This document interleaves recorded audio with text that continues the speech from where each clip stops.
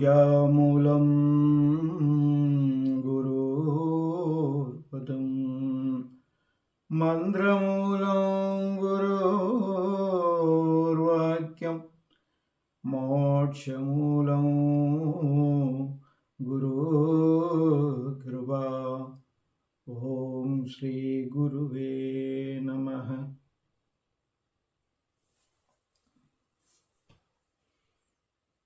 எல்லாம் வல்ல குருவருளினாலே இன்றைய தினமும் குருதேவரின் மகிமைகள் பற்றிய சில தகவல்களை நாம் காணலாம். சென்ற காணொளியில் குருதேவர் அமைதியாக அமர்ந்திருக்கும் நிலையில் மக்களோடு மக்களாக அந்த உபதேச நேரங்களில் சுவாமிகளில் இருந்து ஒரு ஆகர்ஷண சக்தி வெளியேறுவதை பரிபூரணமாக எம்மால் உணரக்கூடிய மாதிரி இருந்தது என்பதை தெளிவாக கூறினேன். அதாவது நாம் என்ன சாதனைகள் செய்தாலும், எப்பேற்பட்ட நூல்கள் படித்தாலும், குரு ஒரு வித்தையை தொட்டு காட்டாவிட்டால் அது சித்தியாகாது. குருதேவராகப்பட்டவர் எப்படி ஒருவரின் ஆன்மாவை விழிப்படைய செய்ய வேண்டும் என்பதற்கு அவரே அதற்குரிய செயற்பாடுகளை செய்வார். நாம் செய்ய வேண்டியது குருவினிடத்தில் நம்பிக்கை, உறுதியான நம்பிக்கை, பக்தி, சரணாகதி, இவைகளைத்தான் நாம் செலுத்த வேண்டுமே தவிர குருவாகப்பட்டவர் வேறு எதுவுமே அவர் எதிர்பார்ப்பதில்லை. அவரை அண்டி நாம் சரணடைந்தால் இந்த நாம் நினைத்து பார்க்க முடியாத பேரின்ப அனுபவத்தை, இறை ராம் ராஜ்யத்தை திறந்து அனுபவிக்க விடுவார். அப்பேற்பட்ட குருமாரை நாம் சென்றடைய வேண்டும். அந்த வகையிலே சுவாமி முருகேசு ஒரு நாம் என்ன பிறவியில் என்ன புண்ணியம் செய்தோமோ தெரியாது, அந்த மகானை நான் சென்றடைந்தது. சுவாமிகள் ஒவ்வொரு அசைவுக்கும் ஒவ்வொரு காரணம் இருக்கும். இப்படியாக நாம் இருக்கின்ற நேரத்தில் சுவாமிகளின் ஆகர்ஷணம் நம்மில் வந்து பதிவதை சொல்லியிருந்தேன். அதன் பிறகு நாம் எங்கு சென்றாலும் பிரபஞ்சத்தில் உள்ள பஞ்சபூத சக்திகளை நமது உடம்பில் இழுக்க தொடங்கிறோம். ஈர்ப்பு உருவாயிடும். நம்ம தண்ணிக்குள்ளே இறங்கி நின்றாலும் குளிக்கும்போது நீரில் இருந்து அந்த ஆகர்ஷணம் நம்ம உடலுக்கு பாயிரத்தை நம்ம உணரலாம். நிலத்திலிருந்து பரவும், நம்மளோட உடல் ஈட்டுக்கொள்ளும். இப்படி பிரபஞ்ச ஆற்றல்களை அது இழுத்து கொண்டே இருக்கும். அப்படி அணுவாக இழுத்துத்தான் சேர்த்துத்தான் நமது ஆன்மாவை பிரகாசிக்க செய்யும். பின்னர் நான் குரு மந்திரத்தை உச்சரித்து காயத்ரி மந்திரம் செயற்பட ஜபம் பண்ண தொடங்குற நேரத்தில் குருதேவர் மட்டக்களப்புக்கு வந்து நுவரெலியா போகிறதுக்கு முதல் ஒரு சந்தர்ப்பத்தில் எல்லாரோடையும் இருக்கக்குள்ள பேசுவார், கதைப்பார் சுவாமி. அதில் ஒரு முக்கியமான ஒரு தகவலை சொல்லித்தான் போவார் ஒவ்வொரு பயணத்துலேயும். நான் அடுத்த முறை வார நேரத்தில் இந்த சாதனையை செய்து நீங்கள் முன்னேறி இருக்கணும் அப்படின்றது சொல்லுவார். அப்போ சரியன்றது சுவாமிகள் குரு மந்திரத்தை சொல்லி பிறகு நானே காயத்ரி மந்திரத்தை உணர்ந்து சொல்ல தொடங்கினேன். முதல் சந்தேகத்தோடு சொல்ல தொடங்கினேன். பிறகு அதை குருதேவர் எப்படி அதை மாற்றி எடுத்தார். பிறகு நான் காயத்ரி மந்திரத்தை உணர்ந்து சொல்ல தொடங்கினேன். அப்போது குருதேவர் சொன்ன வாக்கியம் என்னென்னா, பல சோதனைகள் வரும், விடாமல் நாம் அந்த ஜப தியானங்களை பண்ணணும். மேலும் நம்ம முன்னேறணும்டா நம்ம மஞ்சள் இருக்குது தானே, நம்ம கறி மஞ்சள், கட்டி மஞ்சள், அந்த மஞ்சளை ஒரு கருங்கல் எடுத்து எலுமிச்சம்புளியில் தேய்ச்சி அரைச்சி எடுக்கணும். அரைச்சி அந்த மெழுகு மாதிரி வரும், நம்ம சந்தனம் மாதிரி வரும்.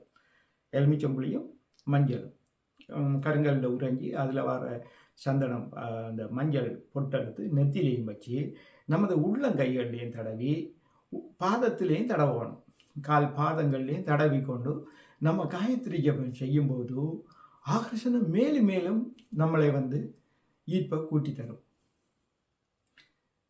இது ஒரு மகா சாதனை. இந்த எலுமிச்சம்பழமும் மஞ்சளும் சுவாமி சொன்னோன்னே அதையும் செய்து சோதனைகள் வருமென்னு சொல்லித்தாங்க. அப்போ சோதனைகளுக்கு நம்ம ரெடி ஆகணும். சோதனைண்டா நம்ம நினைப்போம் சோதனைகள் வந்து கொண்டு இருக்கும். நம்ம உறவினர் வீட்டில் அம்மா அப்பாவால் சோதனைகள் வரும், ஆசிரமத்துக்கு வரவங்களால், அந்த சோதனையும் கிடையாது. ஆன்மீகத்தில் சோதனை இருக்கும். நம்ம தியானம் பண்ணுறதுக்கு ஒரே துணியை தான் பாய்ப்போம். ஒரு துணியில் யாகசாலைக்குள்ளே விரிச்சிட்டு யாகசாலைக்கு நிலத்துக்கு களிமண் தான் வழி இருக்கும். அதில் ஒரு இடத்தை நான் தெரிவு செய்திருந்தேன். யாரும் அந்த நேரத்தில் இருக்க மாட்டாங்க. யோக தியானங்கள் முடிஞ்ச பிறகு தான் மற்றவங்க அதுக்கு முதலே நான் செய்து முடிச்சிடுவேன். 4:30க்கெல்லாம் எழும்பி குளிச்சு மொழி நம்ம வந்து மஞ்சள் பொட்டை வச்சோம்னா ஜபத்துக்கு போயிடுவோம். அப்போ ஒரு துணியை விரிச்சிட்டு ஒரு பத்தியை கொளுத்தி வச்சுட்டு 108 மந்திரம் ருத்ராட்சத்தை உருட்டி கொண்டு சொல்லி கொண்டு இருப்போம். இது சாதாரணமாக நம்ம இங்கே கேட்குற மந்திரம் மாதிரி இருக்காது, இணையதளங்களில் கேட்குற மாதிரி இருக்காது. முறையாக ஜபிக்கணும். ஓம் போர் புவஹஸ்வ ஓம் தட்ச விதுர்வரேண்யம் வர்கோ தேவஸ்ய தீமஹி தியோ யோ நஹ பிரஜோதயாத். கடும் கெதியாயும் சொல்லக்கூடாது, கடும் ஸ்லோவாயின்னு சொல்லக்கூடாது. இந்த லெவலில் போய் கொண்டு இருக்கணும். அப்போ கூட அது நேரம் எடுக்கும், 1 மணி நேரத்துக்கிட்ட இருக்கும், 108 மணி நேரம் இந்த மந்திரம் சொல்கிறதுக்கு. அப்போ இப்படியே ஜபிச்சு கொண்டு இருக்கிற நேரத்தில் அவரை சோதனையை பாருங்கள். நம்ம ஒரு மாதிரி ஏதோ கொசுவோ ஒரு வண்டோ ஏதோ உண்டு நம்மள முதுகில் வந்து முக்கியதண்டு வைங்க, அது நம்மளுக்கு தெரியும். அது கடிக்க தொடங்கித்தண்டா இந்த பாதி முதுக அப்படி அந்த பிச்சு எடுக்கிற மாதிரி கடிக்கும். ஆனால் நம்மளால் தாங்க முடியாது. ஆனால் ஜபத்தை விட மாட்டேன். நம்ம அந்த ஜபத்தை கலைக்கிறதுக்கு அப்படி சோதிப்பாங்க. இது குருதேவர் சோதனையில் மற்ற சித்தர்கள் சோதிக்கிறது. எத்தனையோ சித்தர்கள் இருக்காங்க, நம்ம சோதிச்சு எல்லாரும் சோதிப்பாங்க. நம்ம ஒரு ஆன்மீக வழியில் போகிறோம்னா பல வழியில் சோதிப்பாங்க. எத்தனையோ அப்படியே முதுக அப்படியே பிச்சு எடுக்கிற மாதிரி இருக்கும், அந்த பீத்தெடுக்கிற மாதிரி. ஆனால் விடக்கூடாது. அந்த நேரத்துலேயே ஜபம் பண்ணி கொண்டு மேலெல்லாம் கூசும். அதை எப்படி சொல்கிற அந்த ஃபீல்னு சொல்லலாது. மேலெல்லாம் சும்மா அந்த வேதனையால் துடிக்கும். ஆனால் விட மாட்டோம். சில நேரம் இந்த பல்ல கட்டிச்சு இதன்னு போல இருக்கும். அந்த அளவுக்கு அது பீத்தெடுக்கிற மாதிரி இருக்கும். பிறகு நம்ம விடாமல் ஜபிச்சிருக்கு. பிறகு சல்லண்டா அப்படி நோமலுக்கு வரும். இப்படி சோதிப்பாங்க. பிறகு கனமுறையில் என்ன சோதிச்சிருக்காங்க அப்படின்டா, நம்ம யாகசாலைக்குள்ளே எதுவுமே இருக்காது. முசுரோ எறும்போ எதுவுமே இருக்காது. ஒரு பகுதியிடம் 1-2 கடியன் வரும். ஆனால் நான் தெரிவு செய்த இடத்துல ஒன்றுமே வராது. இந்த நம்ம முசுரோன்னு சொல்லுவோம் தானே, மரங்களில் இருக்கும் அந்த முசுரோ, அது மாதிரி நம்ம உடம்புல ஊறி ஏறி வரும். அது குடுண்டு ஏறுறது நம்மளுக்கு தெரியும். நம்ம இப்போ நான் சால்வா போத்திருக்கேன். யவ மன்னர்களை சால்வா கூட போத்த மாட்டேன். அந்த அளவுக்கு அந்த ஈர்ப்பு நம்ம உடம்பு எடுத்துக்கொண்டு இருக்கும். அதால் வேஷ்டியை மட்டும் கட்டிட்டு துணிக்கு மேலே இருந்து ஜபம் பண்ணி கொண்டு இருப்பேன். அந்த முசுறு இப்படி ஏறி போய் நம்ம காதுகிட்ட நின்று சுற்றி காதுக்குள்ளே போகும். காதுக்குள்ளே போய் குடு அது இந்த பெரிய உருவம். சின்ன ஒரு எறும்பு பூந்தாலே நம்மளுக்கு தாங்க இல்லாது. ஆனால் அந்த பெரிய உருவம் ஆனால் கண்ணால் காண இல்லாது, நம்ம கண்ணுக்கு தெரியாது. நான் கண் முழிக்கிறதும் இல்லை. ஆனால் அந்த உணர்வு நம்மளுக்கு தெரியும் தானே, முசுறு அப்படி ஏறுமண்டு அந்த உணர்வு இருக்கும். எறும்பு மாதிரி இருக்காது. ஏறி அதண்ட பாட்டுக்கு நம்ம காதை போட்டு கடின்னு கடித்து அதண்ட பாட்டுக்கு தன்னால் இறங்கி போகும். பிறகு அப்படியே உடம்பு குழந்து வரும். அப்படி நிறைய இது சின்ன சோதனைகள் வராது. அப்படி என்னது நம்ம வந்து ஜபத்தை விடாமல் பண்ணி கொண்டு இருப்போம். அது 2-3 மாதத்துக்கு அப்படி நிறைய சோதிப்பாங்க. நம்ம எதிர்பார்க்காத மாதிரி பாம்பு மாதிரி சீறுறது, பாம்பு நழுவுற மாதிரி, நம்ம உடம்புல ஏறுற மாதிரி எப்படியோலாம் அவங்க சித்தர்கள் அதிகமாக பாம்பு உருவத்தில் மாறண்டு கேள்விப்பட்டிருக்கேன். சாமி சொல்லுவார், அதுபோல் ஒரு சார பாம்பும் இருந்தது. இன்னும் அது நடக்கட்டும், நம்ம காயத்ரி மந்திரம் சொல்கிறோம், எதுவுமே நடக்காதுன்ற மாதிரி அந்த மன தைரியம் சொல்லும், விடாமல் அந்த மந்திர ஜபத்தை முடிச்சிருவோம். முடித்து அப்படி இருக்கிற நேரத்தில் கொஞ்சம் காலம் 1 மாதம் 2 மாதத்துக்கு அப்படி பயமாக இருக்கும். சில நேரத்தில் அந்த ஜபத்துக்கு போய் இருக்கிறதுக்கு வேறு இடத்த மாற்றுவோமான்னு கூட யோசிப்போம். ஆனால் அப்படி மாற்றக்கூடாது. எடுத்தால் ஒரு முடிவு, அந்த பைராகிய பக்தி இருக்கும். அப்போ தான் நம்ம குரு பிச்சை போடுவார். இல்லாட்டி நம்ம நினச்சி பார்க்கலாது. நம்மளை சோதிப்பாங்க, விட்டு ஓடுறா ஓடட்டும், எல்லா வழியிலையும் சோதிப்பாங்க. குடும்பத்தில் அம்மா அப்பாவை வச்சு சோதிப்பாங்க, சகோதரங்களை வச்சு சோதிப்பாங்க, ஆசிரமங்களுக்கு வர அடியார்களை வச்சு சோதிப்பாங்க. நம்ம விடாமல் நம்ம சாதனையில் முன்னேறணும் என்ற அந்த துடிப்பு இருக்கணும். அப்போ தான் குருதேவர் நம்மளுக்கு அந்த மனம் இறங்கி அந்த பிச்சை போடுவார். அப்போ அப்படி இருக்கிற நேரத்தில் கொஞ்சம் காலம் ஓடிக்கொண்டு இருக்கு. எனக்கு தேதி சுவாமி வந்து போகிறது இதெல்லாம் இப்போ முதல்ல நான் டைரி எழுதி வச்சுருந்தேன், சுனாமில எல்லாம் போயிட்டு. அதுக்கு பிறகு நான் எழுதலை. ஆனால் மனதில் இருக்கிறத சொல்லி கொண்டு இருக்கிறேன். எத்தனையோ விஷயங்களை மறந்து இருந்தாலும் சில மறக்க முடியாத ஒவ்வொரு விஷயமாக சொல்லி கொண்டு வருவேன். அப்போ திகதிகள் அதெல்லாம் கொஞ்சம் ஞாபகம் இல்லை. நான் இப்போ சுருக்கமாக சொல்கிறதால அதுகளை யோசித்து எடுக்கலாது, நேர பற்றாக்குறையாது. அப்போ சரி என்று இப்படியெல்லாம் நடந்து கொண்டு இருக்கிற நேரத்தில் பிறகு கொஞ்சம் நாளையால் அந்த காட்சிகள் கிடைக்கிறது. டக்குண்டு கொஞ்சம் இப்படி இருக்கக்குள்ள எங்கேயாவது இந்த நம்ம சிந்திக்க இல்லாத, இப்போ நம்ம கண்ணை மூடினாலும் முன்னுக்கு இருக்கிற மரங்கள், ஆசிரம தூண், அந்த இதுகள் எல்லாமே மனக்கண்ணில் ஓடுந்தானே. ஆனால் இந்த ஜெபம் பண்ணிட்டு இருக்கக்குள்ள அதெல்லாம் மறந்துட்டு இங்கேயும் ஒரு இடத்துல இருப்போம்.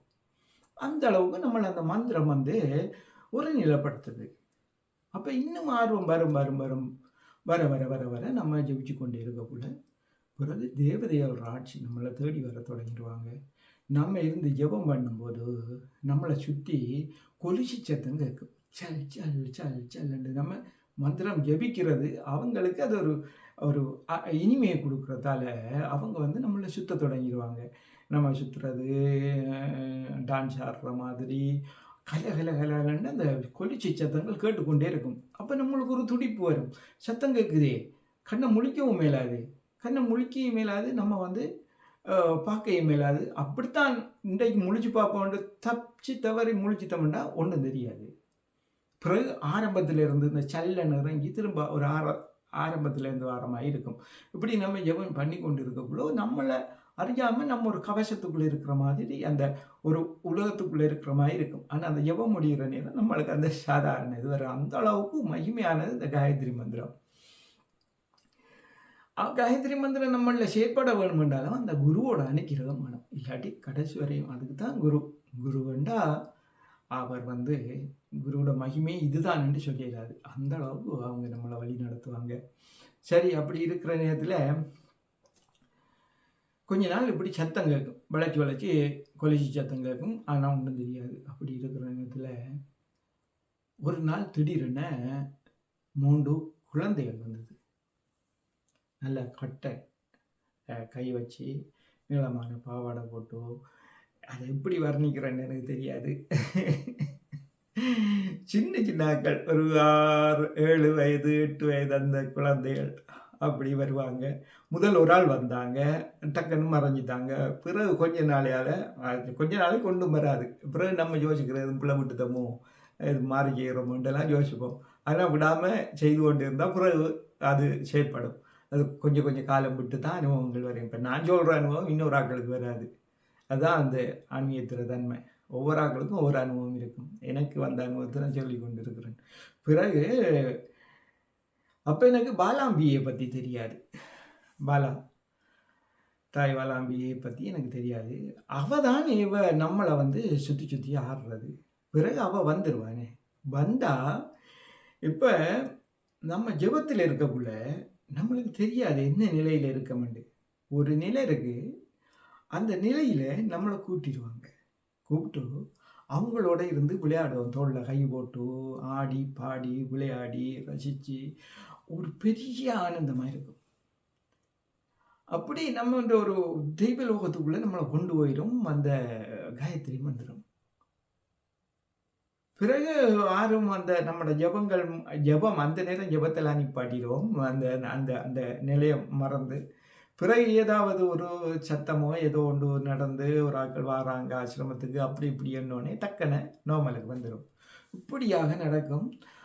அப்ப ஒரு அந்த அந்த மகிழ்வ நம்ம யார்ட்டயும் சொல்லலாது. நம்ம ஒரு துடிப்பொண்டு வரும்.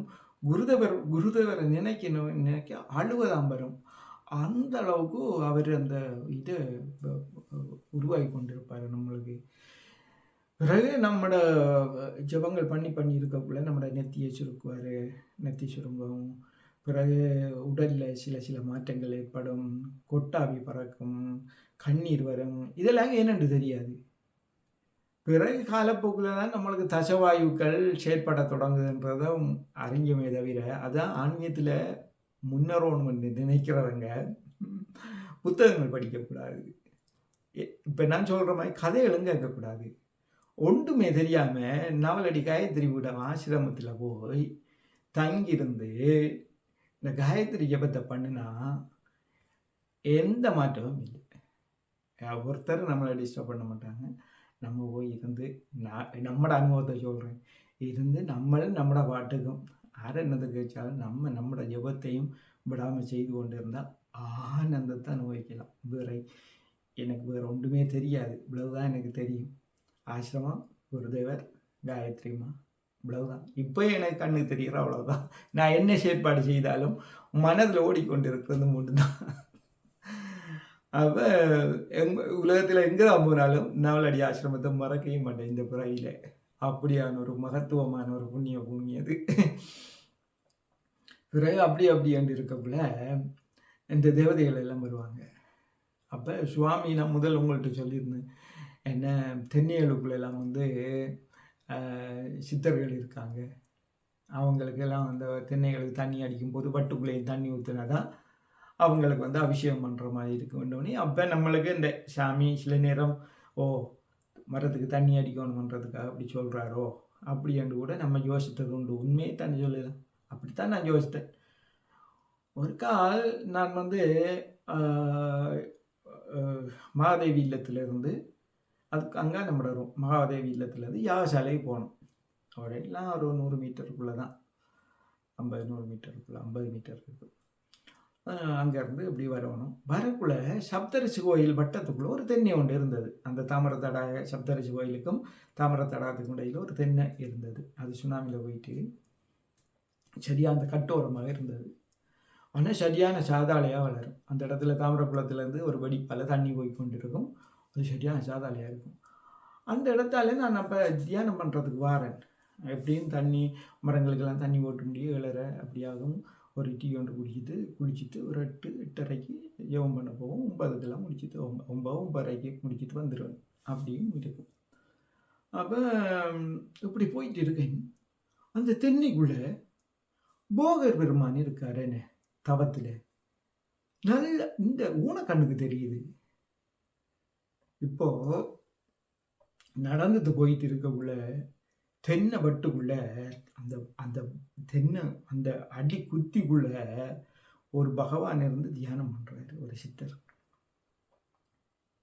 அப்போ குருதேவர் சொல்கிற எல்லாமே ஒவ்வொரு காரணத்துக்காக கொண்டு குருவண்டா அதுதானே சொல்லுவாங்க. நம்ம தான் அந்த அறியாமை என்ற அறியாமைக்குள்ள சிக்கி சந்தேகங்கள் கண் கொண்டு பார்க்குறது, சுவாமி சொல்கிறத தவற விடுறது, அப்படியெல்லாம் இருக்கிறது. ஆனால் சுவாமி ஒப்பண்டு அப்படி சித்தர்களை பார்க்க பண்ணார். அப்போ இன்னும் ஆர்வம் கூடும். இன்னும் அந்த டைமை பிடிச்சி அந்த நேரத்தை பிடிச்சி நம்மளோட சாதனையை செய்து கொண்டு வரோம். என்ன சாதனை? காயத்ரி மந்திரத்தை எபிக்கிறது தான். அதே நம்மளோட மனதை ஒருநிலைப்படுத்தி நம்மளை தியானத்தை கொண்டு போவோம்.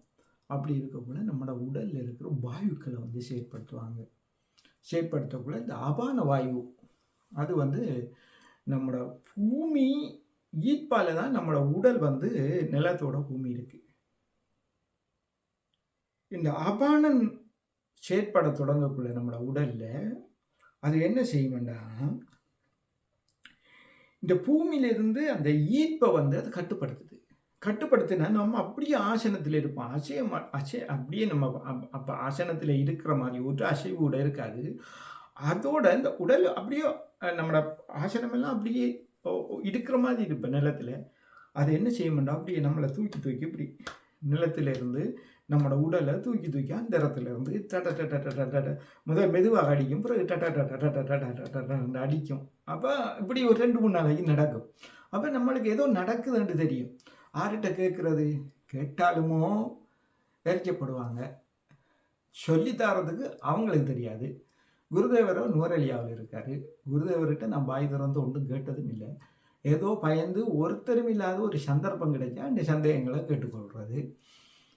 சாமியே சொல்லிடுவார், குருட்ட கூட நீங்கள் கேட்க தேவையில்லப்பா, ஏண்டா இது எல்லாம் குரு மூலம் பாரதுண்டு. அப்போ அப்படி இருக்கும். இப்படி டட டட டட 2 தூக்கி தூக்கி ஒரு கொஞ்சம் காலத்துக்கு அடிக்கும். பிறகு நம்மளோட உடலை பறக்க தொடங்கிடும்.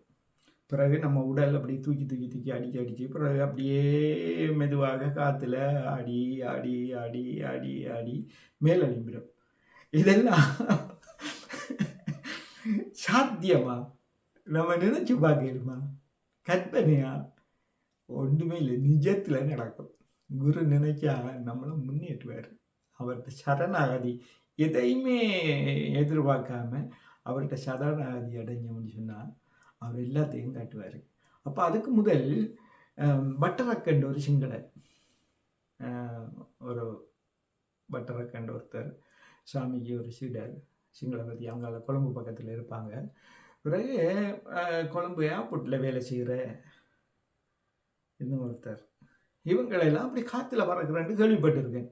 அவங்க அப்படி மந்திரம் சொல்லி திருக்கக்குள்ள எழும்பி பறப்பாங்கன்னு. ஆனால் இப்படி என்று தெரியாது. பிறகு நம்மளுக்கு நடக்க தொடங்கணும். எனக்கு இப்படி அதிர்ஷ்டம், ஒரு சந்தோஷமாக, அம்மா நம்மளும் இப்போ அனுபவிக்க தொடங்கிட்டோம் அப்படி இப்படி என்னது பெரிய ஒரு சந்தோஷமாக இருக்குது, ஆனந்தமாக இருக்கும். பிறகு அப்படி என்று ஒரு எழும்பி நம்மளோட கூரையில் போய் முட்டிட்டு தலை யாகசாலைக்குள்ளே எழும்பி அப்படியே காற்றுல பறந்து கூரையில் போய் முட்டிட்டு நிற்குதுன்னு. பிறகு அதில் பாட்டுக்கு மெதுவாக இறங்கி நிலத்தில் ஒன்று தாட்டிது. அப்போ தான் நம்மளோட உடம்பில் இருக்கிற அபான வாயு வெளிப்படையுது. இப்படி உடம்புல ஒவ்வொரு வாயுக்களாக வெளிப்படைய தொடங்கும். அப்புறம் அப்படியே இருக்கக்குள்ள குருதேவர்களுக்கு வருவார். இப்போ நான் ஒன்றை சொல்லி கொண்டு போகல, அது தொடர்ந்து சொல்லி கொண்டு போகிறாங்க. இடையில குருதேவர்லாம் வந்து போகிற கட்டங்கள் இருக்குது. ஒவ்வொரு உபதேசத்தை பண்ணுவார். அதெல்லாம் அற்புதமாக இருக்கும். அப்போ அப்படி அது ஒரு அற்புதம் நடக்கும்.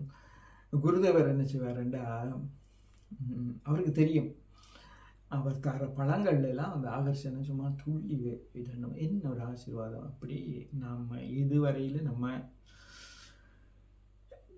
இப்படி கேள்விப்படாத மாதிரி குருன்றது நம்ம மனித சக்திக்கு அற்பாற்பட்டது. நம்ம கேட்டு கேள்விப்பட்டிருக்க மாட்டோம், புத்தகங்களை கூட படிச்சிருக்க மாட்டோம். குருவோட மகிமை எல்லாம் இயல்பாக இந்த அனுபவத்தில் தான் ஆகணும். அப்பேற்பட்ட ஒரு மகாசக்தி. அவர் என்ன செய்வாருண்டா, இப்படி நடந்தது போயிட்டு சில மரங்களை அப்படி கிள்ளி பார்த்து இப்படி கசைக்கு போட்டு இப்படி தூக்கி போடுவார். தூக்கி போட்டால் பிள்ளைகளெல்லாம் முளைச்சிட்டு போவாங்க, அகலெல்லாம் முளைச்சிட்டு இருப்பாங்க. நான் அதுகளெல்லாம் காணாத மாதிரி டக்குன்னு அந்த இலையை எடுத்து அப்படியே சாப்பிடுவேன். வேப்பிலையாக இருந்தாலும் சரி, மாதுளம் இலையாக இருந்தாலும் சரி, என்ன முருங்கை இலையாக இருந்தாலும் சரி, கருநோச்சின்னா நாக்கில் வைக்கல, அதை வைக்கும். அதை கூட கசைக்கு போட்டு அறிவார். அவருக்கு தெரியும் இவன் புறக்குறான் சாப்பிட்றான்னு தெரியும். அந்த அளவுக்கு எல்லாத்தையும் நான் பிரசாதமாக நான் சொல்ல முடியாது, அந்த அளவுக்கு. ஏன் சுவாமி சில நேரங்களில் சொல்லத்தான் கூடாது, ஆனால் சொல்லத்தான் வேணுங்க. அப்படித்தான் நாங்கள் குருவை பிடிச்சோம். குருவே நம்ம லேஸில் குருவா எல்லாத்தையும் கற்றுத்தாரன்னு சொல்ல மாட்டார். குரு சாதாரண மனிதனாக இருப்பார். நம்ம அவர் மேலே சந்தேக கண்ணம் நான் முதல் சாமியில் சந்தேகப்பட்டேன் நான் தானே எல்லாத்துலேயும். இவர் கடவுளை காட்டுவாரா இல்லையா, அது தண்டலாம் அதெல்லாம் மறுத்து அந்த நிலையை அதுவும் குரு தான் ஏற்படுத்தி தரணும். நம்ம சரணாதி அடைஞ்சிட்டோம்னா அவர் போடுற ஒவ்வொரு இலையாக இருக்கட்டும், ஒவ்வொரு பழமாக இருக்கட்டும், ஒவ்வொரு எல்லாத்துலேயுமே ஒரு சரியான ஒரு ஆசீர்வாதம் கிடைக்கும். நம்ம எப்படி முன்னேறோம் தெரியாமல் முன்னேறி கொண்டே இருப்போம். அப்போ சுவாமி இப்படி நடந்தது போகல இடிகளை சொல்லி கசைக்கு போட்டான்ட்டு டக்குன்னு எடுத்து விழுங்கிடுவேன். ஒன்றையும் வெளியில் விட மாட்டேன். அப்படி இருக்கக்குள்ள ஒருக்கா அந்த ஆர்வம் எனக்கு பிடிச்சிட்டு சுவாமி டக்குண்டு என்னை சோதிக்கிறதுக்கு என்ன செய்தாண்டா, ரெண்டு ஒரு ரெண்டு இப்படி தூப்பிட்டாரு. எனக்கு அந்த அந்த அது ஒரு வெறியாக இருக்கும் என்ன, அப்படியே டக்குன்னு எடுத்து அப்படியே விழுங்கிடுவேன். இது அதெல்லாம் பெரிய ஒரு மகத்தான சாதனை. இதெல்லாம் வெளியில் சொல்லக்கூடாது. ஏண்டா ஒரு குருவை பிடிக்கிறேன்னா நம்ம சரியான அந்த இதுக்கு மேலே ஒன்றுமே இல்லை என்ற மாதிரி நம்ம அந்த அர்ப்பணிப்பை கொடுக்கணும். அப்போ தான் அந்த அவங்க பல வழியிலையும் சொல்லிப்பாங்க. பல வழியில ஏண்டா ராமகிருஷ்ணர் என்ன செய்தாராம், ஒரு நாள் வாந்தி எடுத்தாராம். வாந்தி எடுக்க அதை விவேகானந்தர் ஓடி போய் கையில் அப்படி தாங்கினாராம். தாங்க ராமகிருஷ்ணரை சொன்னாராம், கால்படாத இடத்துல கொண்டு அதை ஊற்றி விடுதுண்டு. கையில் சக்தி இப்படி பாந்தி எடுக்காரு. விவேகானந்தர் அதை தாங்கி பிடிச்சாரு. கால்படாத இடத்துல கொண்டு ஊற்றி விடுது. என்ன நரேந்திரன் அப்படின்னு சொன்னாராம். விவேகானந்தர் பிறகு தானே, அதுக்கு முதல் நரேந்திரன் தானே. என்ன இவர் யோசித்தார் விவேகானந்தர், கால்படாத இடம் எங்கே இருக்கு, எங்கே போனாலும் கால்படத்தானே போகுது. அப்படியே படபடன்னு பார்த்துருக்க. அப்படியே ஒரு கொஞ்சம் அப்படியே முழுவதையும் குடிச்சு விட்டார். அம்மனே ராமகிருஷ்ணர் எடுத்த வாந்தியை இவர் குடித்தார். அதோட பெற்றார் ஞானம். சொல்ல சொல்ல மேல் பூசி மேனே. அப்போ இந்த கதைகளெல்லாம் நம்ம சுவாமியோட உபதேசத்தில் அப்பப்போ வரும். அப்போ அதுக்கு பிறகு தான் நாம் இந்த இதாக குருதேவர் குளிக்கும்போது அவர் சொட்டு தண்ணி நம்மளில் தெரிக்காதா என்று அவங்களோட குருதேவர் குளிக்கிற இடத்துல போய் இருந்து யோசிப்பாங்களாம். அப்போ நான் சிந்திச்சேன், என் குருதேவர் இப்போ நல்லா குளிக்கிறாரு, நம்ம அந்த தண்ணியில் குளிக்கானே அப்படின்றது. நாங்கள் போய் குருதேவர் குளிச்சாருன்னா அந்த அவர் நீராடுற அந்த தண்ணியை போத்தலில் எடுத்துருவோம். அதில் பகுதிகளும் இருக்குது. எடுத்து தெளிப்போம், குடிப்போம், எல்லாமே செய்வோம். அந்த சரணாகதி இருக்கணும். கேட்குறதுக்கு ஒரு மாதிரியாக இருக்கும். அந்த அந்த ஆசிரம வாழ்க்கை குருவை உணர்ந்தமண்டா நம்மளுக்கு அந்த விட்ட வேறு கெதி இல்லை. எப்படி எந்தெந்த வழியால் நம்ம பிடிக்கலுமோ அந்தந்த வழியால் பிடிக்கணும். அது ஒரு வகையில் நடந்து கொண்டு இருக்கு. நம்மளோட ஆன்மீக முன்னேற்றம் முன்னேறி கொண்டு இருக்கும். இப்படியே ஜெபம் பண்ணிட்டு இருக்கக்குள்ள டக்குன்னு ஆக்கள் வீட்டு வழியை போயிடுவேன். அப்படியே கண்ணை முடித்திருப்போம். நம்மளோட ஆத்மா கூட்டை விட்டு வெளி கிளம்பி ஆக்கள் வீட்டு வழியை போயிட்டுறது. அது எனக்கு ஆரம்பத்தில் தெரியறதில்ல. அங்கே போனால் நம்ம இருக்கிறது நாவலடி தானே. அப்போ அங்கே இரவுலேயும் சில நேரம் மீன் அறுக்குறாங்க போல. ஒரு நாள் பார்க்குறேன், ஒரு வீட்டில் ஆக்கள் விளக்கில் இருந்து மீன் அறுக்குறாங்க. நான் இங்கே ஆசிரமத்துக்குள்ளே இருக்கேன். ஏன்னா கண்டோன்னே ஒரு மாயை தின்னுக்கிட்டு எங்கடா போயிட்டு என்னடா அது 2 வட்டம் முழிச்சு போட்டு விட்டுட்டு ஏதோ தப்பான கனவு ஜெபம் பண்ணக்குள்ள தூங்கித்தனும் அப்படியெல்லாம் யோசித்துட்டு விட்டுது. பிறகு இன்னும் கொஞ்ச நாள் ஜெபம் பண்ணிட்டு இருக்கிறேன். வீட்டில் ரேடியோ பாடுது. அந்த வீட்டை நான் முதலே பார்த்துருக்கேன். அப்போ எனக்கு தெரியுது, இந்த வீடு இங்கே நாவலடி அங்கே இருக்கே, இந்த வீட்டை நான் பார்த்துருக்கேனே. அப்போ நம்ம ஆத்மா உடலை விட்டு வெளிக்கிற தொடங்குது. அப்போ நம்மளுக்கு அது தெரியலே. வேறு அது நல்ல விளையாட்டாக இருந்தது. அப்படியே முன்னேறி கொண்டிருக்கும். நம்ம ஜெபம் பண்ணி கொண்டிருக்கும்போது நம்ம உடல் என்ன செய்யும்டா, இந்த எலும்பு மூட்டுகளை நம்ம லூஸ் ஆயிரும். லூஸ் ஆனால் நம்ம ஆசனத்தில் இருப்பேன். நான் சித்தாசனத்தில் இருக்கிறேன். சித்தாசனம்னா சித்தர்கள் அந்த ஆசனத்தில் இருப்பாங்க. அதாவது இந்திரியத்தை அடக்கி இருக்கிற ஆசனம் சித்தாசனம் பேர் அதுக்கு. அப்போ அது இப்போ அந்த ஆசனத்தை சித்தர்கள் தான் பாவிக்கலாம், இல்லறத்தாக்களும் பாவிக்கலாது. அந்த அளவுக்கு ஒரு மகிமையான ஆசனத்தில் இருப்பேன்.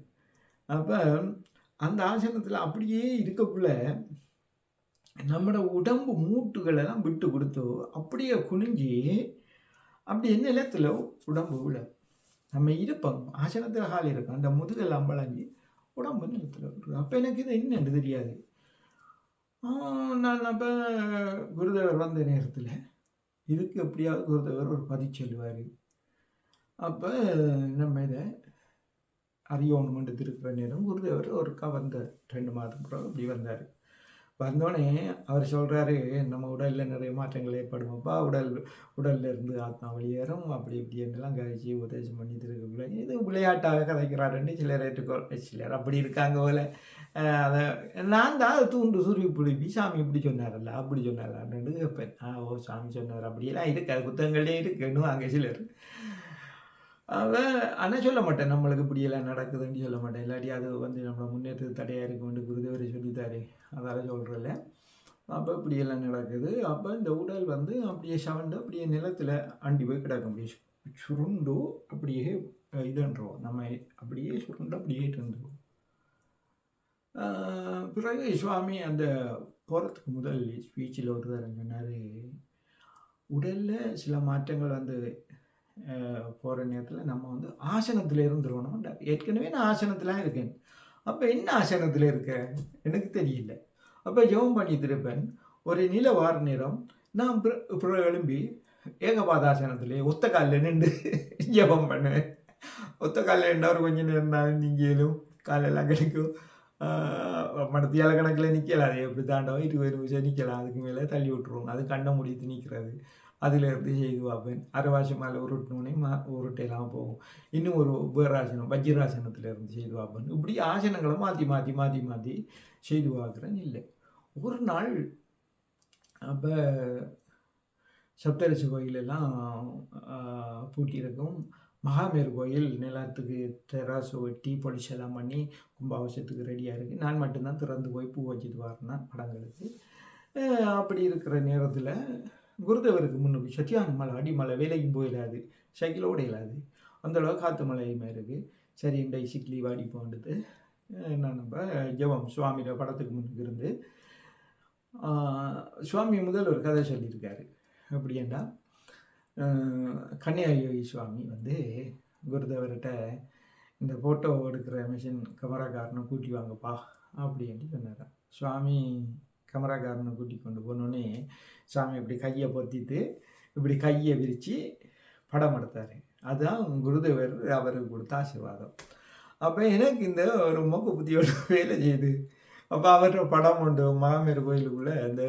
மகாமேரு கோயிலுக்குள்ளே இங்கே தெற்கு பக்கத்தில் பெரிய படம் ஒன்று இருந்தது. சுனாமி கூட அந்த படம் கலையில் அவ்வளோ விசேஷமான படம் உண்டது.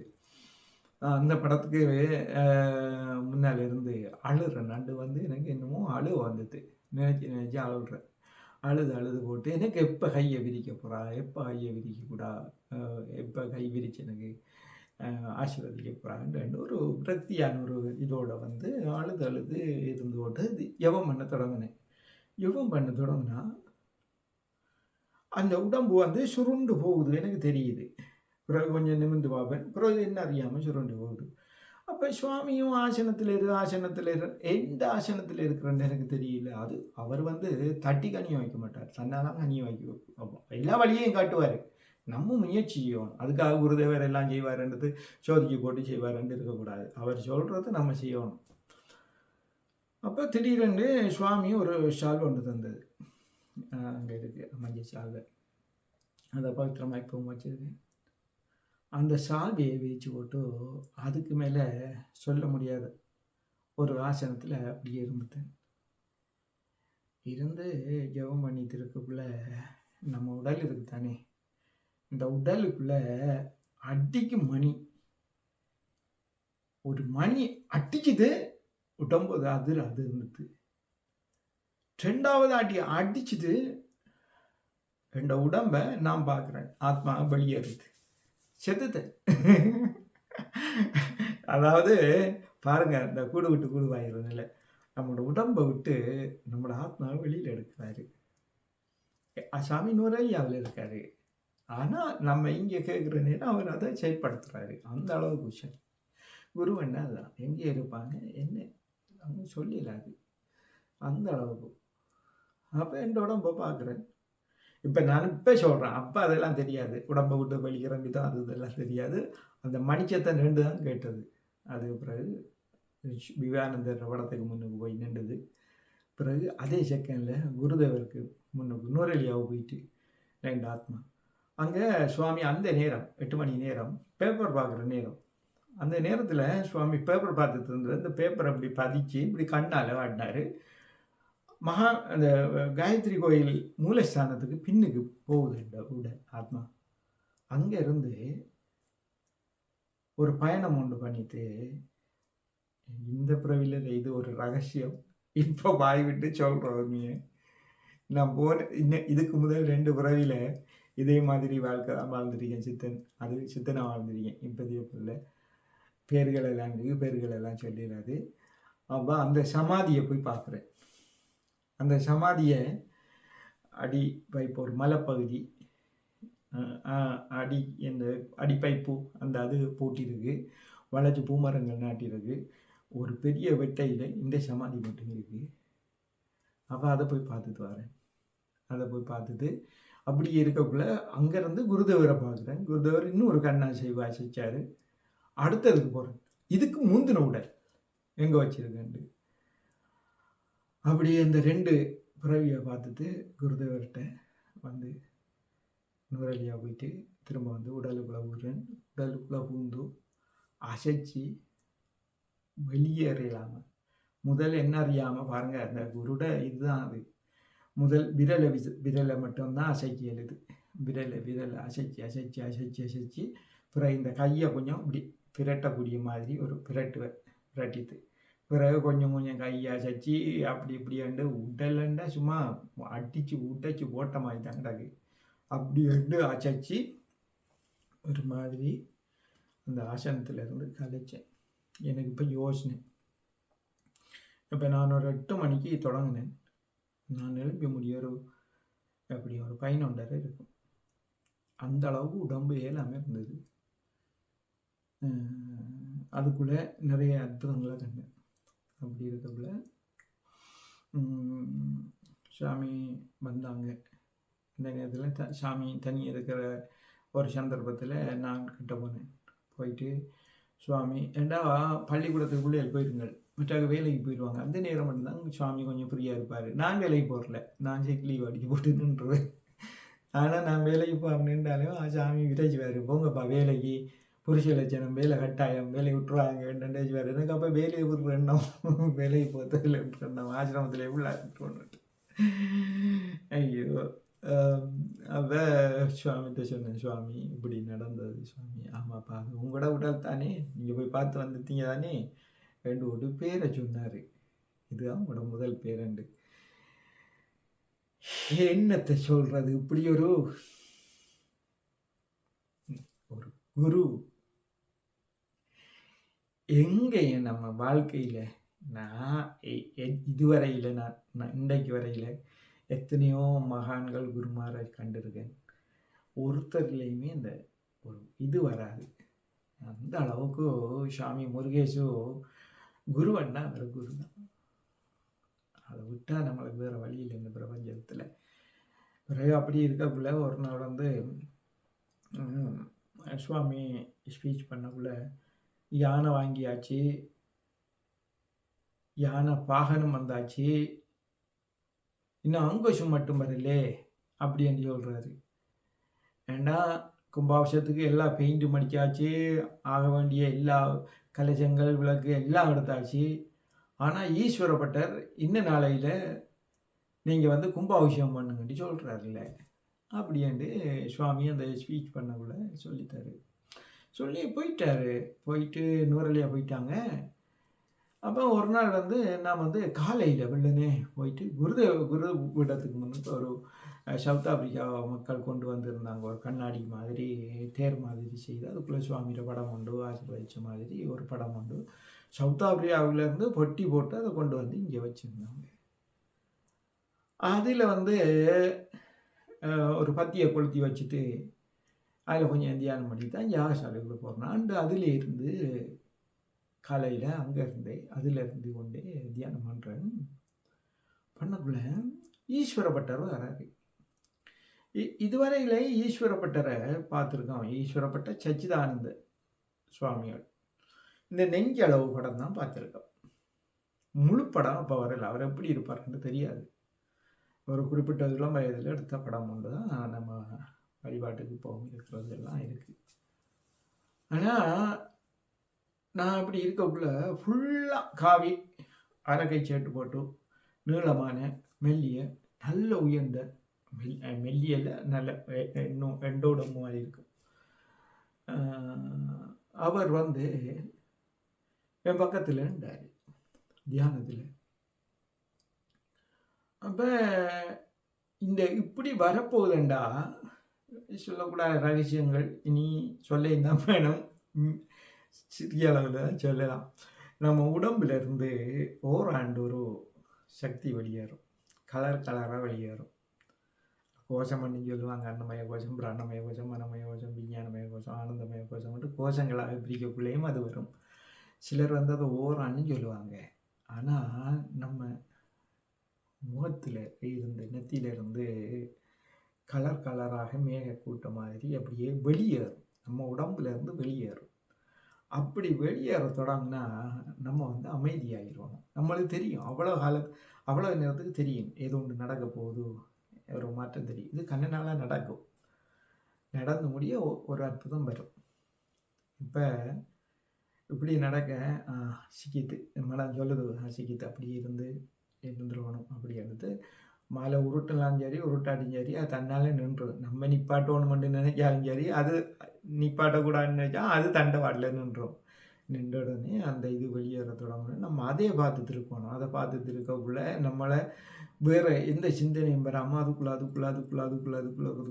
ஒன்று விரிஞ்சிட்டு போக அதுக்குள்ளே ஒரு சின்ன இது வரும். அதைத்தான் நம்ம கவனிப்போம். பிறகு அப்படியே விரியும். பிறகு அதுக்குள்ளே சின்ன ஒன்று வரும். அதை கவனித்தோடனே அது அப்படியே போய் விரிய அடுத்தது வரும். அப்படியே பார்த்து இருக்கக்குள்ள நம்ம இந்த உலக வாழ்க்கையை மறப்போம். மறந்த உடனே ஈஸ்வரப்பட்டர் வந்தார். அவர் வந்தார், முன்னால் நின்று என்னத்தை சொல்கிறது, இதெல்லாம் வந்து சொன்னால் நம்மளை இப்படியெல்லாம் இருக்காண்டு ஆறாலையும் நம்பலாது. ஆனால் நான் முதலெல்லாம் இது சொல்லாமல் இருந்தது. இப்போ சொல்லணும், குருதேவற்ற மைக்கு சொல்கிறாரு. அவர் வந்து இப்படி போகிறார், அந்த இடத்துல இப்படி பறந்து போகிறார். அவருக்கு பின்னாலே நான் எழும்பி போய்கொண்டே இருக்கேன். அவர் போகிறார், நான் போகிறேன். ஒரு கதையும் இல்லை, பேச்சும் இல்லை. மானசீகமாக அவரை ஈர்ப்பில் போய்கொண்டிருக்கேன். இது ஓடிக்கொண்டிருக்கு. இந்த கலர்கள் எல்லாம் தாண்டி போகல. எதுவுமே நம்ம சிந்தனைக்கு இப்போ தான் சொல்லலாம். அந்த நேரம் அதெல்லாம் தெரியாது. இப்போ யோசித்தான் சொல்கிறது. எதுவுமே அது நம்மளோட சிந்தனைக்கு எட்டாத ஒரு இடம் கொண்டு வரும். அந்த இடத்துல பள்ளி சென்றது மகாவிஷ்ணு நிற்காரு. இதெல்லாம்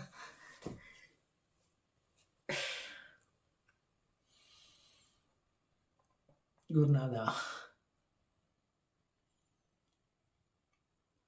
அந்த நாராயணன் கதையோட சங்கு சக்கரத்தோட இதெல்லாம் சும்மா இல்லை. இந்த நம்ம கீற படத்துகளில் பார்க்குறது அதுகள் ஒன்றுமே இல்லை. அவர் அந்த தோற்றத்தை நம்ம வர்ணிக்கிறாரு, தனியே நிற்காது. இவங்க 2 பேரும் பேசுகிறாங்க, நான் பக்கத்தில் நிற்கிறேன். என்ன பேசுகிறாங்கன்னு எனக்கு தெரியல, நான் நிற்கிறேன். அப்புறம் எல்லாம் பேசிட்டு அவங்க இறங்கி வராங்க. நானும் அவருக்கு பின்னால் வந்து கொண்டு இருக்கேன். நான் வந்து எந்த உடலில் நான் வந்து நுழையிறேன். அடுத்த நாள் சுவாமி கோல் எடுக்கிறாரு. ஈஸ்வரப்பட்டர் நாள் குறிச்சிட்டாரு. காலையில், இன்றைக்கு வியாழக்கிழமை பார்க்குறேன், காலையில் இந்த காலையில் பார்க்குறேன். பின்னேற சுவாமி கோல் எடுத்து சொல்கிறாரு, ஈஸ்வரப்பட்டர் நாள் குறிச்சிட்டாரப்பா, இன்னைக்கு கும்பாபிஷேகத்துக்கு நம்ம ரெடி ஆகணும்ட்டு.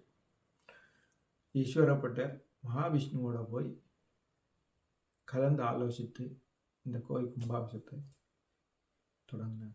அதுக்கு பிறகு சுவாமி தடகடந்து மகாவிஷ்ணு கோயில் கட்ட சொன்னார். பூதேவி, ஸ்ரீதேவி உட்பட மகாவிஷ்ணு கோயிலும் ஆஞ்சநேயரும் கடலை பார்த்து வைக்கணும் என்று அந்த சிலையெல்லாம் ஏற்கனவே செய்யப்பட்டிருந்தது. எப்படி செய்யப்பட்டிருந்ததுன்னா, அந்த ஸ்தபதிக்கு போய் கனவுல ஒரு சித்தர் சொல்லியிருக்காரு, பூதேவி ஸ்ரீதேவி சமேத மகாவிஷ்ணு நாராயணனை செய்து வை, இலங்கைக்கு அனுப்பணும். அவர் ஒன்றுமே இல்லை, கனவுல கண்டார். அவர் சிலையெல்லாம் சட்டியாக செய்து வச்சிருந்தார்.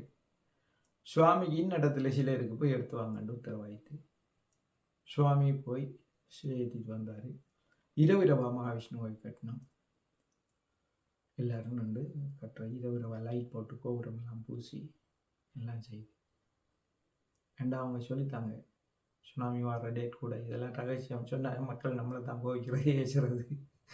அதுக்கு முதல் இந்த கும்பாபிஷேகத்தை செய்யாட்டி பாரிய இழப்பை சந்திக்க வேண்டி வரும். செய்யுங்கன்னு டட வேலை முடிக்கிறது தான். டேட் எடுத்த பிறகு தான் இந்த மகாவிஷ்ணு கோயிலே கட்ட தொடங்கினது. அப்படி இதுக்குள்ளே எவ்வளவு ரகசியங்கள், இதுபோல் எவ்வளவோ சொல்லலாம் ஒருவர் மகிமையை. மேல் சிலுக்குறேன்னா அந்த மேலெல்லாம் அந்த வைப்ரேட் பண்ணும். அவங்கள பற்றி பேசினாலே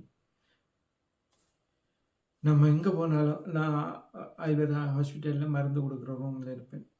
கொஞ்சம் ஆட்கள் வரப்பின்னா அவளுக்கு அப்படியே என்னது இருக்கக்குள்ளே பார்த்தா கதவு திறந்துட்டு வருவாங்க. நம்மளோட இந்த ஊனை கண்ணால் பார்க்கலாம். சித்தர்கள் வருவாங்க, மற்றாக்களுக்கு தெரியாது, நம்மளோட கண்ணுக்கு மட்டும் தெரியும். வந்து நம்மளோட அறைக்குள்ள வந்து நம்மளை தொட்டு ஆசீர்வதிச்சுட்டு போவாங்க.